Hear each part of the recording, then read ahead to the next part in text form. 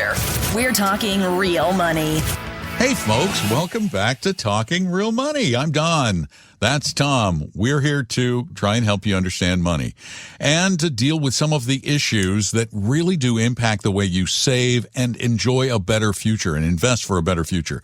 And our phone number right now, just for now, is 206-644-6009. 206-644-6009. Although I am on hold currently with an AirPod in my other ear with Grasshopper tech support, trying to figure out why our phone number is not forwarding as it's supposed to do. So if he comes in my ear, I'm going to make Tom speak. Okay, I'll try and come up with something. Bad movies Can you or fill the TV time? shows or something. Yeah, not a problem. But in the meantime, we are really kind of excited about the possibility of the Department of Labor taking on Wall Street and the insurance industry again over the issue of qualified retirement plans at work. Qualified retirement plans, particularly 403B plans, but 401ks too, 457s, are big business for both Wall Street and the insurance industry. The insurance industry has a special chokehold on the 403B industry, and consumer advocates are trying to get the Labor Department to really crack down on some of the bad stuff that is being sold to investors through these plans. And yet the industry, well, of course, as expected, they're pushing back a little bit.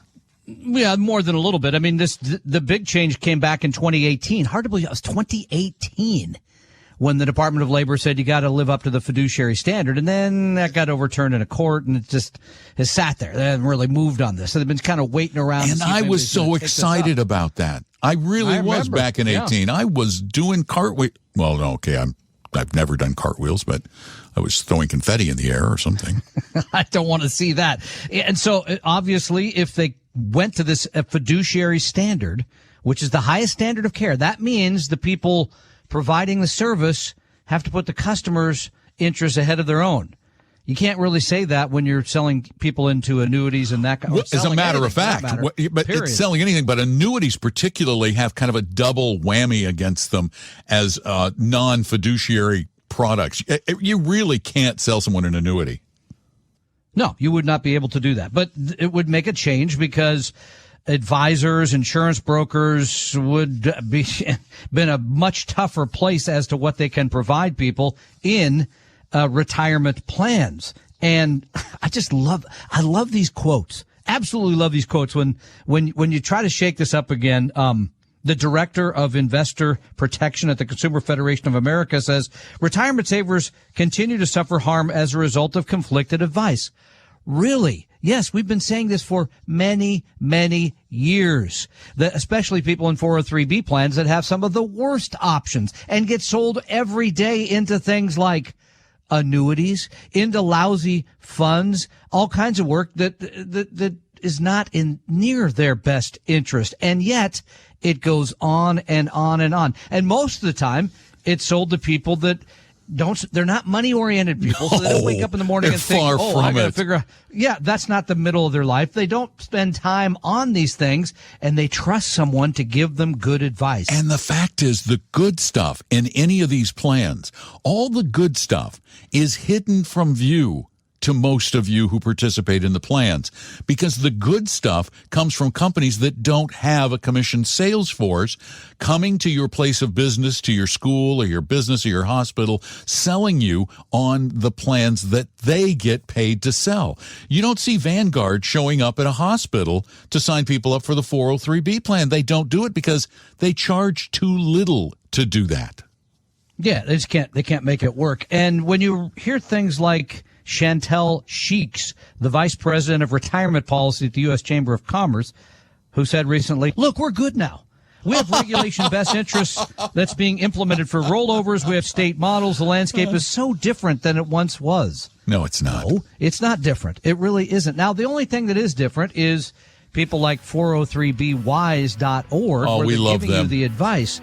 They're doing great work there. But we'll talk more about how to avoid these big, big mistakes you see people making in their retirement plan. And good news, while Tom was talking, our phone number returned to 855-935-TALK. 855-935-8255. Call now.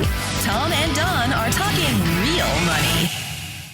Do you suffer from hodgepodgeitis? I'm Don McDonald, and hodgepodgeitis is a disease of your investment portfolio whose symptoms include lots of stocks, loads of random loaded mutual funds, and maybe an annuity or two. Most who suffer from hodgepodgeitis dread opening their quarterly portfolio statements. They feel lost and confused. Investing seems overwhelming and the financial future uncertain. If you believe you suffer from hodgepodgeitis, see a 100% fiduciary investment advisor immediately. A proper diagnosis is the first step to creating a portfolio with a purpose based on a personal plan.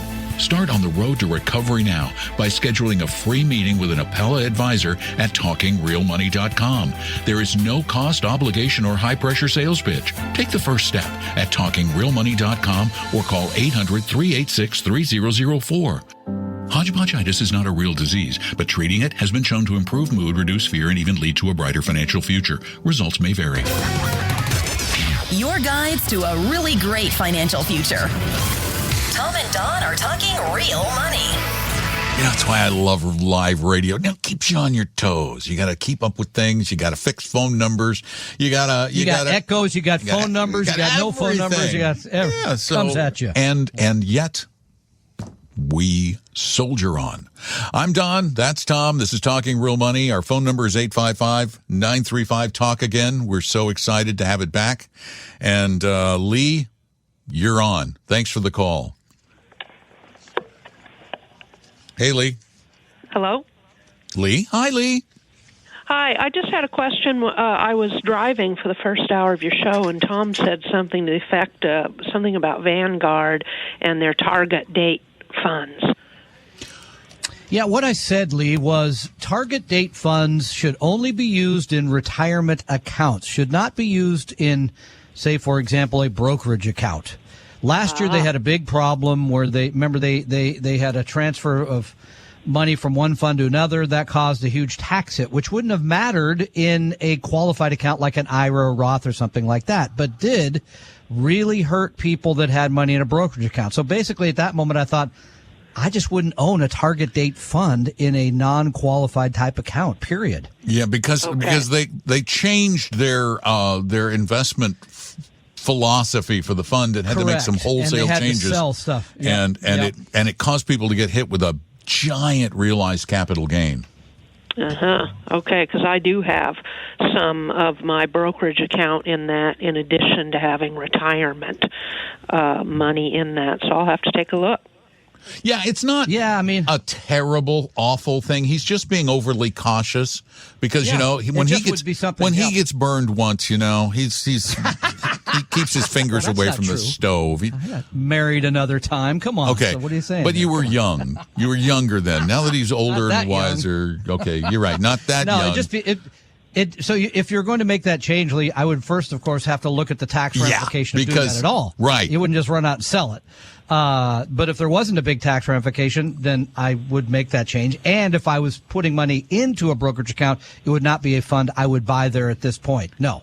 Okay. I would be a little more, I'm a little less likely to run and jump out of it because, again, there's going to be some sort of a tax hit unless you bought it really high and it went down, which I doubt.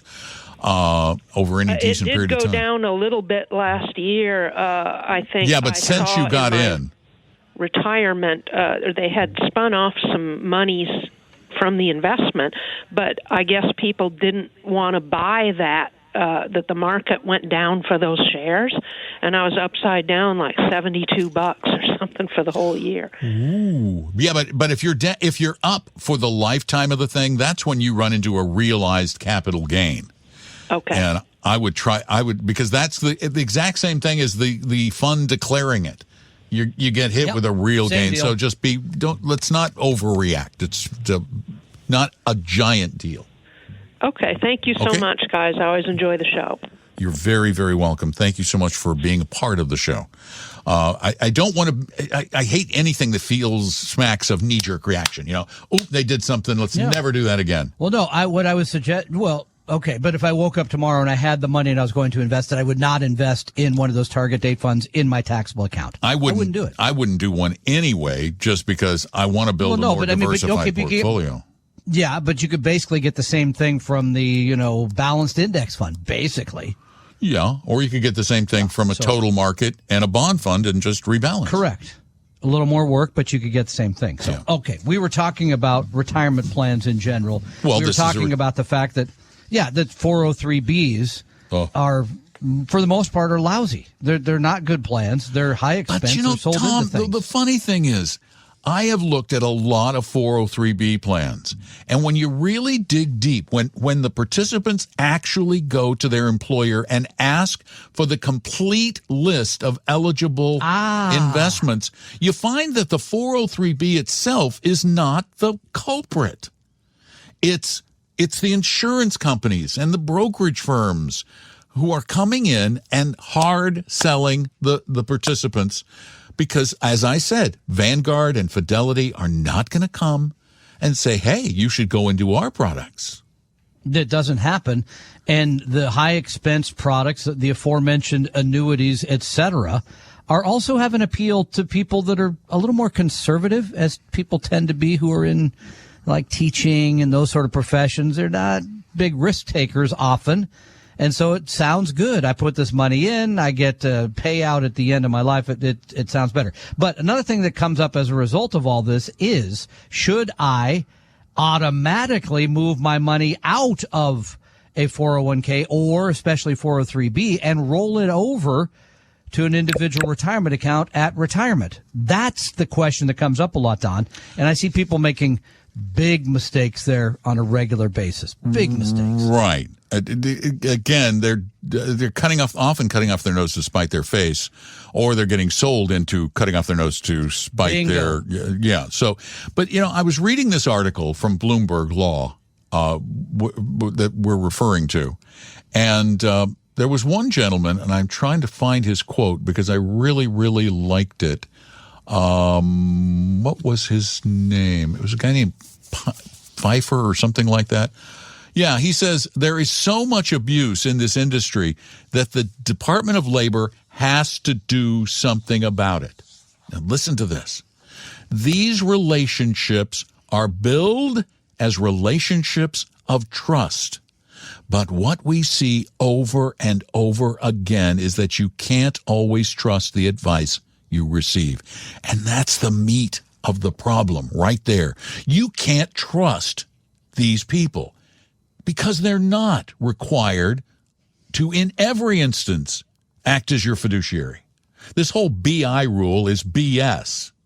It really is, this Reg BI.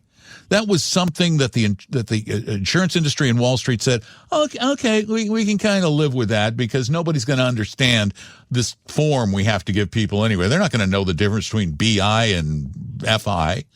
And that's why, really, I would love to see the regulators come out in your favor on this one, because this isn't just any business. This is a business that can change the future of your life. This is not regulating the sale of a car or an iPhone. This is your future. So are you saying throw them out? Don't let insurance throw them companies out. into I'm saying throw out 403B business? I would say, honestly, throw out all of the commission salespeople. Period. Anybody who collects a commission, front, middle, rear, hidden, whatever it is, they should be kicked out of these programs, and there should be some sort of an educational process where employers show them all of the options available, explain how they work. That's key. Yeah. But you mentioned it twice, and we need to send people to the website where they can see the options, which is not for every plan, but 403B Wise has many of those plans, correct? 403B Wise has a lot of them. In fact, we just got an email from them thanking us for mentioning them. They're just nice, normal people. They're not, trying to help. Yeah. Trying to help. And there aren't many Yep. places that are truly trying to help. But in the interim, until the government, and DOL is the only place we can hope for this to happen, steps up and does something about this, the only one who can protect you is you. You have to be better informed. You have to ask questions and find out all of the options.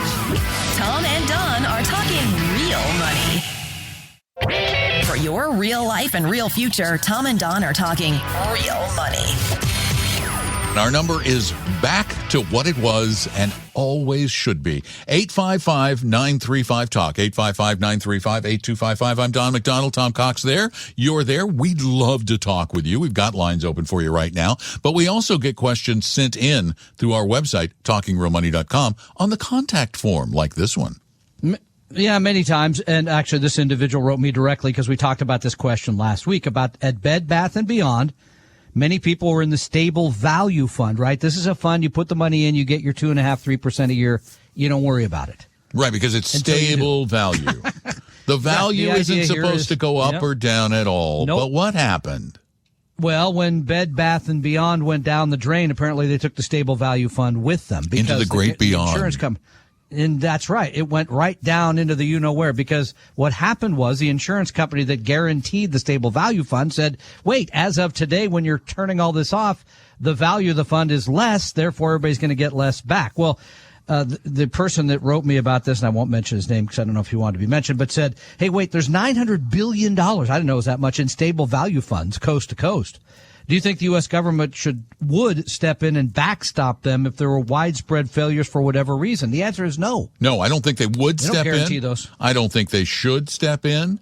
I think that we need to be more honest about the realities of insurance in this country. I think that we are fibbing to ourselves and to customers. I think that there are a lot of people who facilitate this. Yeah, I mean, I heard Wade Pfau the other day at a conference talking about how, well, only a handful of insurance companies have ever had a problem where they, had to, but it's a handful. Who cares?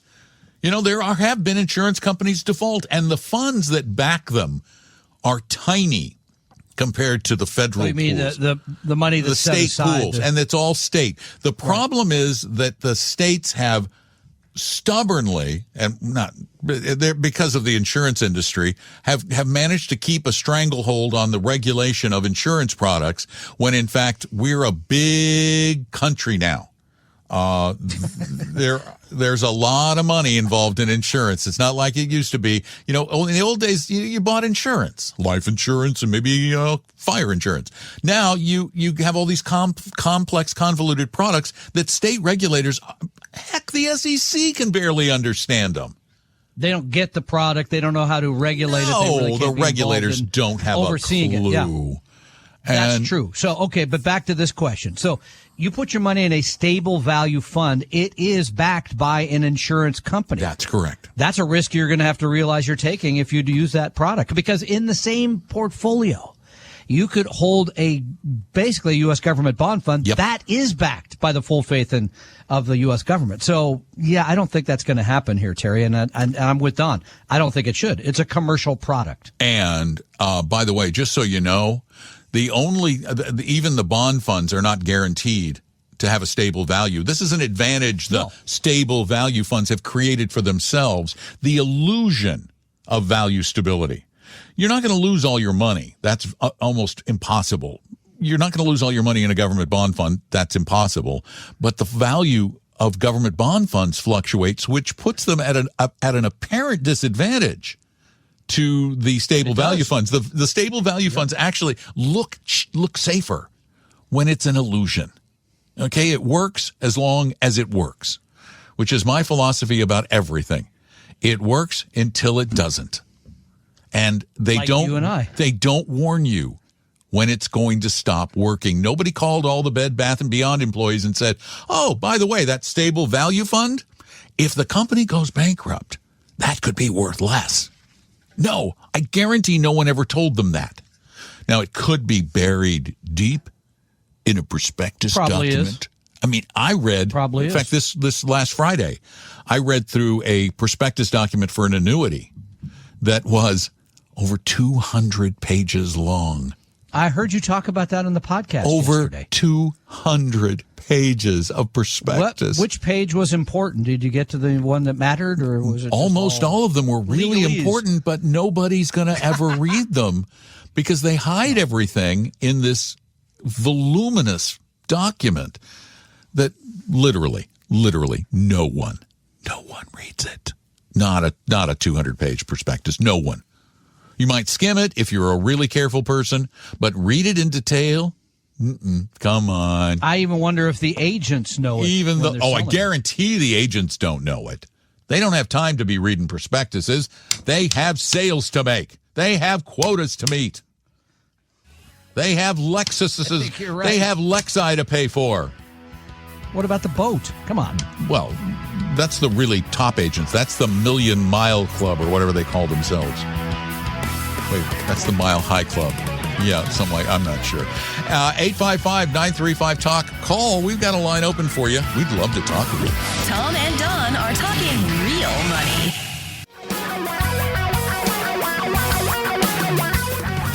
Reality radio for a really great future. We're talking real money. Money can be really, really difficult to understand and deal with. And the area in which it is most confusing and convoluted and complicated and just frustrating is the investment world, because there are a lot of people working against you, really actively trying to do things that aren't good for you but are darn good for them, because money is a powerful thing in our lives. Nothing is more powerful in this world. Nothing. Not a thing. You got to have money. Leave that one right there. There's nothing. What can be more powerful than that? It's all about money. 855-935-TALK, T-A-L-K, or 8255 is our phone number. We do have lines for you. But that number also goes to a voicemail system when that works, which it did when this person called. Hi. I'm wondering about IRA distributions that are inherited. And if somebody inherits an IRA but doesn't want to take the money, but instead allow those distributions or that portion of the inherited IRA go to their children, how does one go about doing that? And is that even a possibility? Thanks so much. Bye-bye. Tom? I'm pretty sure I know the answer to this one. I'm like 110% I don't sure. think you can do that. I think you got to I'm really take it. sure. Yeah. Well, no, you don't have to take it. You can. Well, you can pile it up for 10 years. No. You can let it go for 10 years. Yeah. You can do that too. But and I agree. I think that's the real question behind the question, is how do I move this to somebody who's not going to pay a lot of taxes on it? I that may be behind it. I'm guessing. I don't know. But you can turn down a bequest, and it would go to the contingent beneficiary. Oh, so okay. if the kids... But you have to do that at the time of the inheritance of the IRA. When the inheritance... Right, you can't do it along the way. Yeah. You can do it after if you don't accept the money, anytime up until you take it, you can say, no, I can't remember what the term is. I disinherit this IRA. Yeah, I just disavow this IRA. I don't know, whatever the term is. And then it would go to the contingent beneficiary. So what this person could do, if the person who is bequeathing it to them is still alive, they could just say, name kids as contingent beneficiaries, because there is an advantage in doing that, particularly the younger they are, because you add, when they're younger, they don't have the 10 years yet. It's over their life expectancy until they reach the age of majority, and then it's the 10 years. So if you have a 10-year-old kid, it can be 18 years that's spread out. Spreads it out more. Yeah. So okay, but we should say what the rule is just so people know. If you inherit an IRA, well, if it's a spousal non-spouse, inherited, you can just add it to your IRA. Right. if it was your spouse who passed away. If it's not, then you have 10 years to withdraw that money and pay tax on it. You could do it all in the 10th year, for example. You could do it in a year where you have a low amount of income. You can kind of game it. You mean but you do have to tax pull it out in planning? those 10 years. Oh, yeah, there's that. What a concept. Okay. Yeah. So anyway, but no, what the caller's talking about is a way to, as you say, perhaps avoid the taxes, give it to somebody else. But you can't take it and then give it to the kids without paying the taxes. So let's say it's $100,000 and you're in a 20% bracket.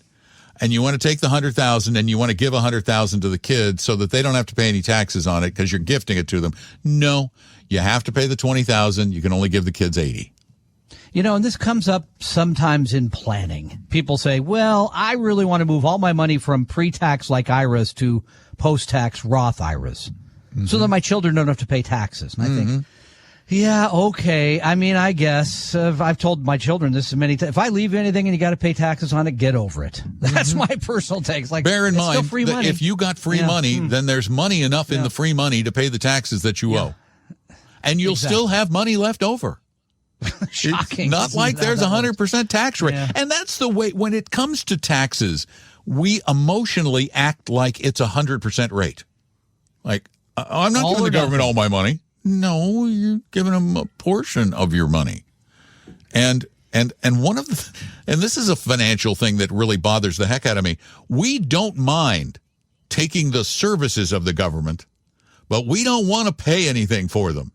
Oh, you know, they should get rid of that gasoline tax. Oh, do you like a road without potholes? Do you prefer South Carolina roads? Oh, we make fun of South Carolina. Oh, my gosh. South Carolina, until recently, didn't have a gas tax, or it was very small. And you would drive from Georgia. In Georgia, I-95, 6 lanes, smooth as glass, lovely highway, nice straight bridges. You'd get to South Carolina, and it was like falling off the edge of the earth. There be monsters. Really? It went from 6 to 4 lanes, full of holes and potholes, but now they have a gas tax, so their gas is more expensive, but they're fixing their roads. You got to pay for this stuff. 855-935-TALK. Tom and Don are talking real money. Do you suffer from hodgepodgeitis? I'm Don McDonald, and hodgepodgeitis is a disease of your investment portfolio whose symptoms include lots of stocks, loads of random loaded mutual funds, and maybe an annuity or two. Most who suffer from hodgepodgeitis dread opening their quarterly portfolio statements. They feel lost and confused. Investing seems overwhelming and the financial future uncertain. If you believe you suffer from hodgepodgeitis, see a 100% fiduciary investment advisor immediately. A proper diagnosis is the first step to creating a portfolio with a purpose based on a personal plan.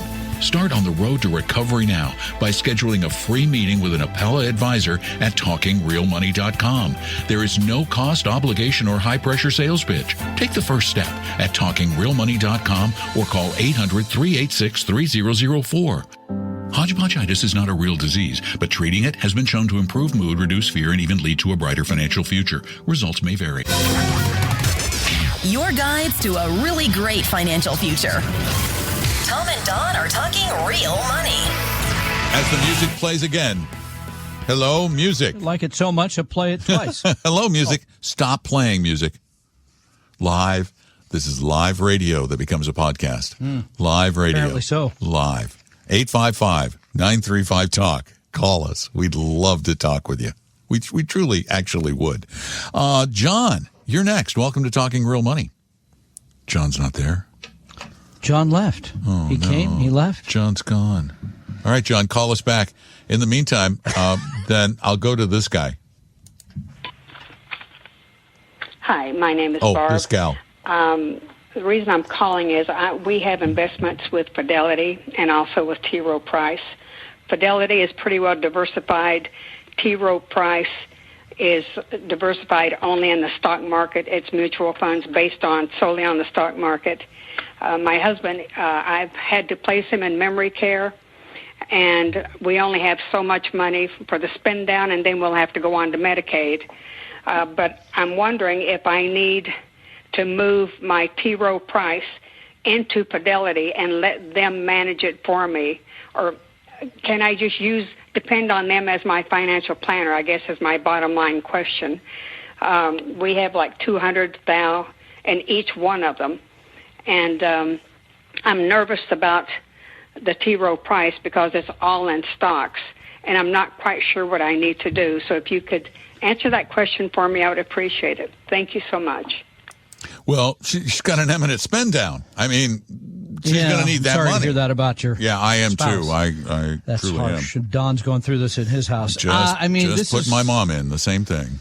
Yeah, this is hard. But okay, but you're exactly right, Barb. That money should be managed conservatively Yes, because it if you're spending it, it should not be probably if there's a chance you're going to use it within 5 years, I don't know if I'd have almost anything in stocks, if at all, very, very small. And the fact that it's all in stocks, it bad. Scares the living daylights out of me. Yeah, if it should be in one place, it should be managed properly for your situation. Your thinking I almost is correct. think this is that she's the perfect candidate for a CD ladder with $400,000. Yeah. You know, I mean, really. Plus, you can get 5% for a 5-year CD ladder would be just about perfect because that's the rate at which she's probably going to spend that down if he stays in memory care for the full 5 years, and then as she said, it's off to Medicaid land. I think so. Something like that, equivalent thereof, would be exactly right. No risk or very, very, very little. Yeah, and Fidelity does offer that kind of a service. But I would ask them. Yep. I really would, in your situation, ask that it be very conservative. I would not. I don't think I'd have a penny in the stock market. Yeah, really, I don't think I would in that period of time. Yeah, It's just too short. Too short. This comes up, and by the way, this is, I think, the start of the show with the, I have the 200,000. What should I do? This is always, the answer always is it depends. So in this case, you can clearly say this is money you may need in the next 3 to 5 years. It should not be exposed to stocks.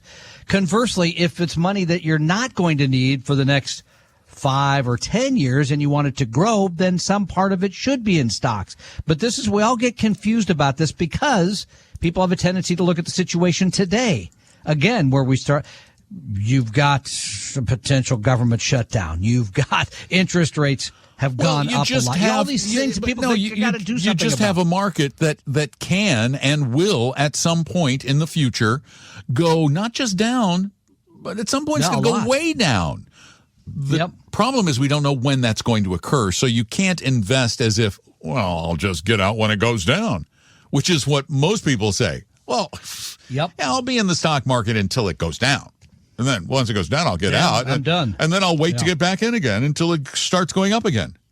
It sounds good in theory. It doesn't work in practice.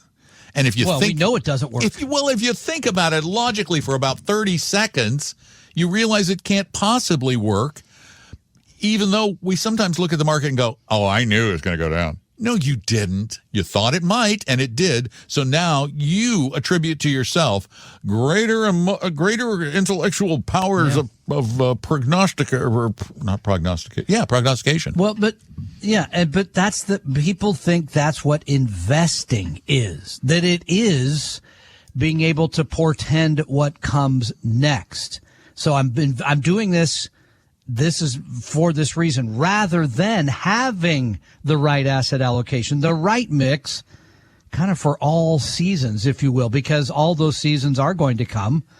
We just don't know when they will, and we do know when your situation may require the money. That's the important part. And the other thing I would be a little bit careful about, because of the limited term and the limited purpose of this money. In this case, I don't know if I would pay one of their advisors even to advise on it. I mean, because they do charge a fee, and I'm looking.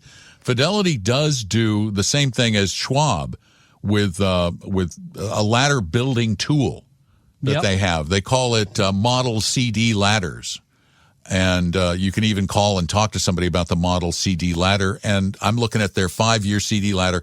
It's almost identical to the one I made for myself, with an annual percentage rate over the 5 years, an average of 5.12%. Which is great on $400,000. I mean, on $400,000, you extend the life of that money pretty significantly with 5% a year, because for over 5 years, you're probably, what are you looking at in total? Probably a 20% increase in the value. Which if you would be weren't spending it down. substantial. Yeah. So, As you said, and maybe even another year in many ways. yeah, I absolutely would go super safe. Get it out of that TD thing. Because we've already had a month of the market, as we mentioned in the first hour. Might be another one in yesterday's October. podcast. Who knows? We had another bad month. We don't know when these things are going to happen. Ooh, look at this. A 4-year CD ladder. Wow. How much? 4-year CD ladder at 5.47.